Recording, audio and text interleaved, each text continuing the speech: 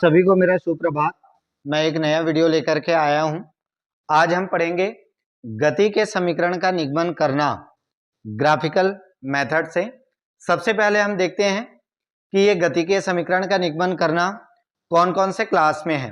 तो सबसे पहला 11th फिजिक्स चैप्टर नंबर 3 पर है, दूसरा 9th साइंस में चैप्टर नंबर 4 पर है। हम ग्राफीय विधि से गति के समीकरण का निगमन करेंगे। सबसे पहले हम लोगों को समीकरणों को याद रखना है मौखिक में। तो गति का प्रथम समीकरण है v is equal to u plus a t, द्वितीय समीकरण है s is equal to u t plus half a t square, तृतीय समीकरण है v square is equal to u square plus 2as। सबसे पहले हम लोगों को गति के समीकरण का निगमन करने के पहले इसमें जो संकेत अक्षर यूज किए हैं उसके क्या अर्थ है उसको हम लोगों को जानना है। तो संकेत अक्षर के रूप में u लिया गया है। u वस्तु का प्रारंभिक वेग है, v वस्तु का अंतिम वेग है, साथ ही साथ a लिया गया है संकेत अक्षर के रूप में। a वस्तु में उत्पन्न त्वरण है, s वस्तु का विस्थापन है और t समय है। तो ये संकेत अक्षर हम लोगों को पता चल गया किसके लिए प्रयोग किया गया है। अब हम गति के समीकरण का निगमन करने के पहले हम लोगों को थोड़ा सा एक समान त्वरित गति में वेग समय ग्राफ के बारे में जानना है, क्योंकि हम गति का समीकरण का निगमन एक समान त्वरित गति के वेग समय ग्राफ से करेंगे। किससे करेंगे? एक समान त्वरित गति में वेग समय ग्राफ। तो वेग समय ग्राफ x अक्ष पर समय और y अक्ष पर वेग लिया गया है। यहां पर a b जो है एक समान त्वरित गति में वेग समय ग्राफ है। यहां पर वेग समय ग्राफ एक सरल रेखा प्राप्त होता है। क्या प्राप्त होता है? एक सरल रेखा के रूप में वेग समय ग्राफ प्राप्त होता है। और इस ग्राफ के दो फीचर्स हैं। वो दो फीचर्स ये हैं, मैंने नोट्स करके यहाँ पर लिख दिए हैं।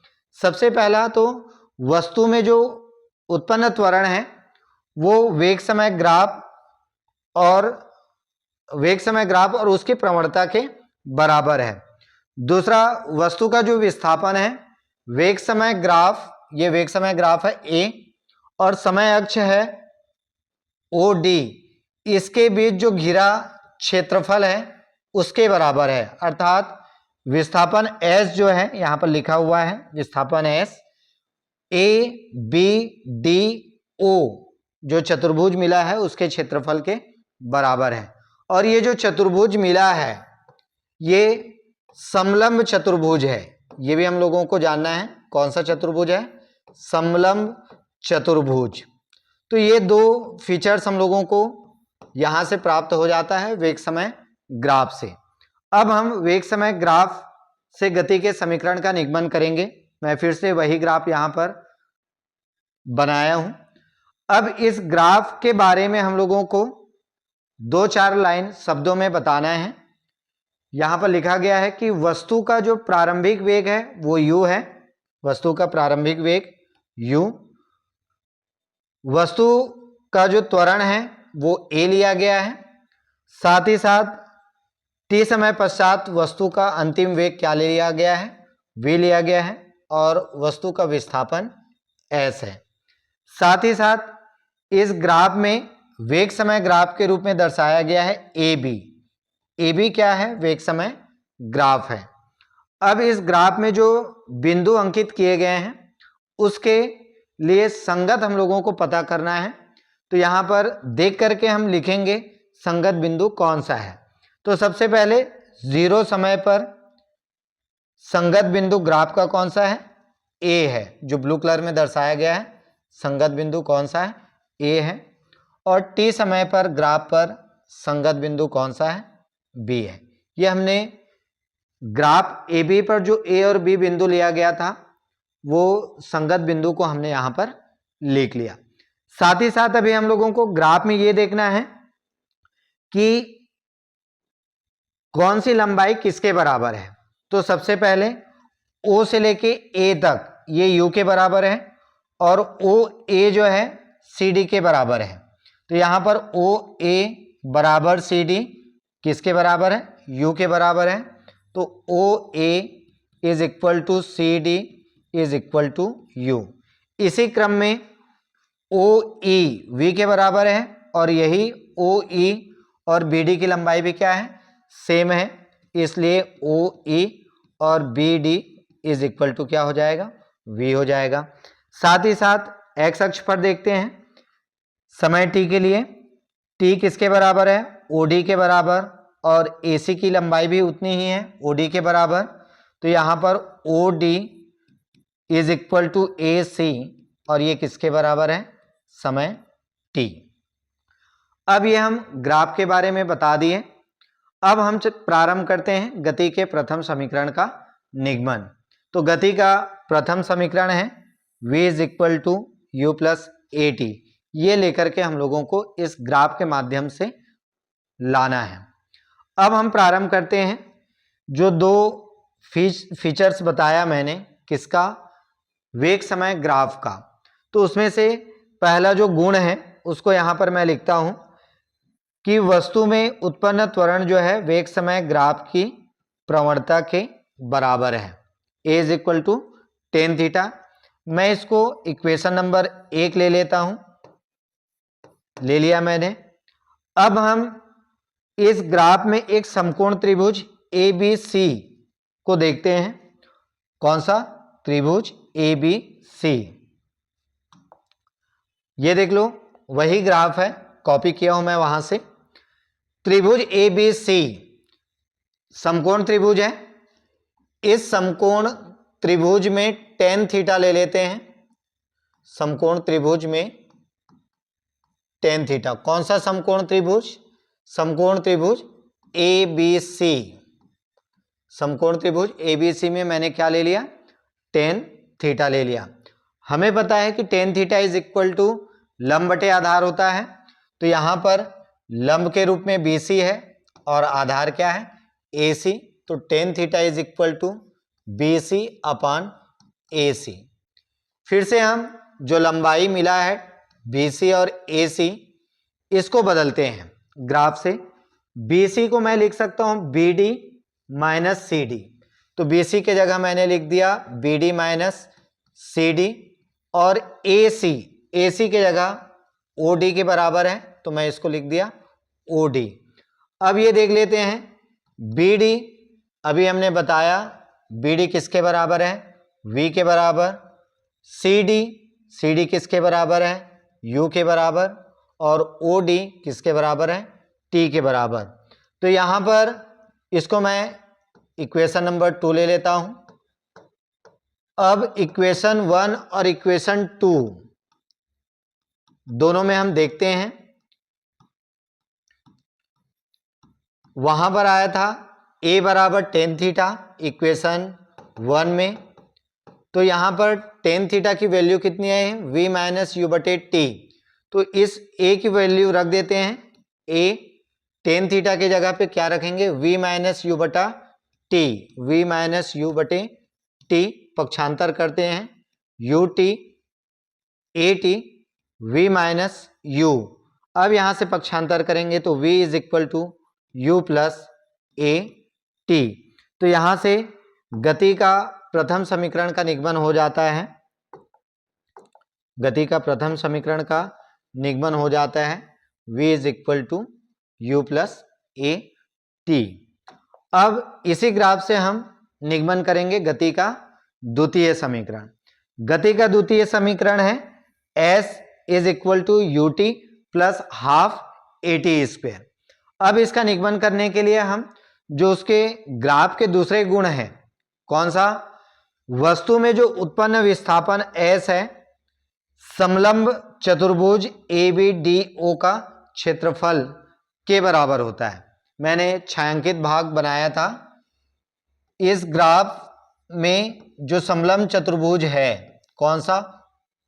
ABDO, इसके क्षेत्रफल के बराबर क्या होता है? वस्तु का विस्थापन। तो यहां से हम प्रारंभ करेंगे। अब ध्यान देना यह है कि ये जो समलंब चतुर्भुज है इसके दो भाग हैं। एक तो अभी मैं बताया, यहां पर एक त्रिभुज है ए बी सी और एक आयत है ओ ए सी डी। यदि हम समलंब चतुर्भुज का क्षेत्रफल को दो भाग में बांट दें, त्रिभुज एबीसी का क्षेत्रफल और आयत ओ ए सी डी का क्षेत्रफल, तो यहां पर हम समलंब चतुर्भुज के क्षेत्रफल को मैं लिख लेता हूं त्रिभुज एबीसी का क्षेत्रफल, और उसके साथ दूसरा जो भाग है उसको मैं लिख लेता हूं आयत ओ ए सी डी का क्षेत्रफल। यदि हम दोनों आकृति के क्षेत्रफल को जोड़ देते हैं तो समलंब चतुर्भुज ए बी डी ओ का क्षेत्रफल प्राप्त हो जाता है।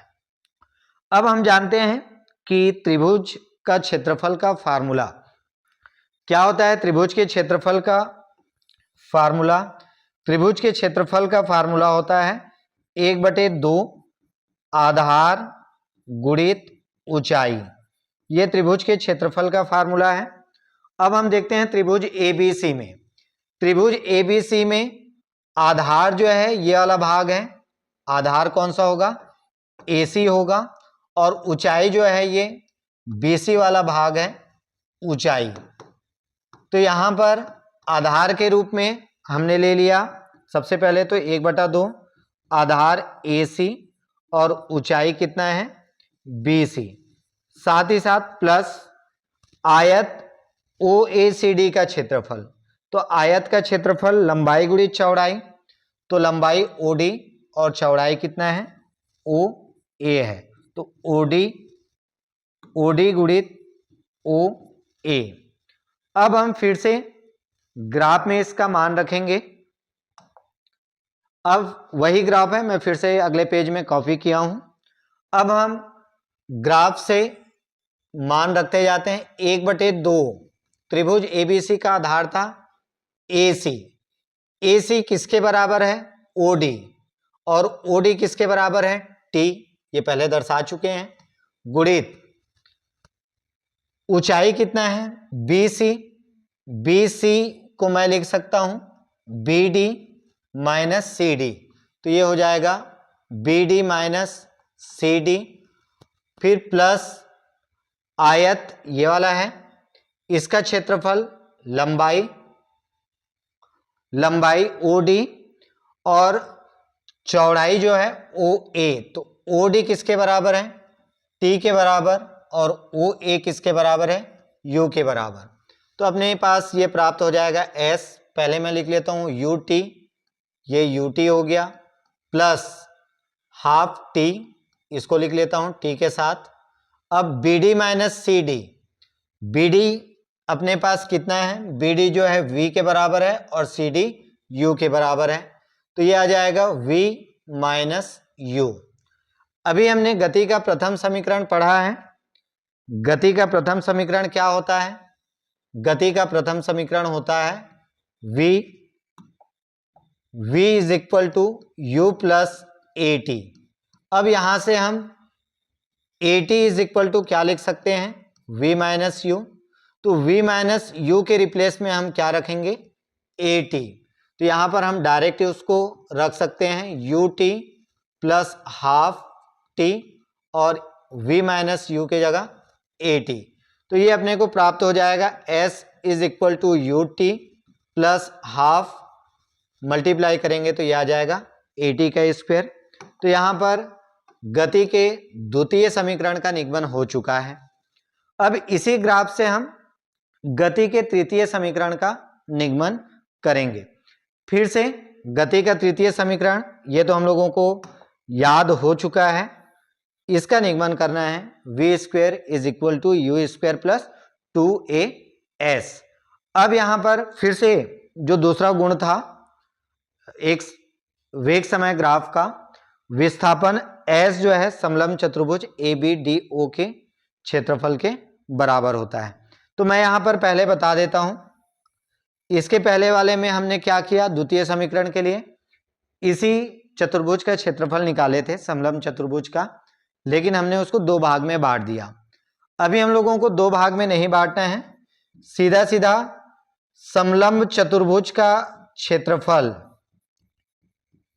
समलंब चतुर्भुज का क्षेत्रफल का फार्मूला लगाना है। चतुर्भुज का क्षेत्रफल का फार्मूला होता है 1/2 समांतर भुजाओं का योग। जो समलंब चतुर्भुज में दो समांतर भुजाएं हैं उनका योग, और साथ ही साथ दोनों के बीच की लंबवत दूरी के गुणनफल के बराबर होता है। यह समलंब चतुर्भुज का फार्मूला है। इस फार्मूले से हम लोगों को गति के तृतीय समीकरण का निगमन करना है। तो सबसे पहले S इज इक्वल टू 1/2 समांतर भुजा, समलंब चतुर्भुज ABDO का समांतर भुजा जो है OA और क्या है BD है।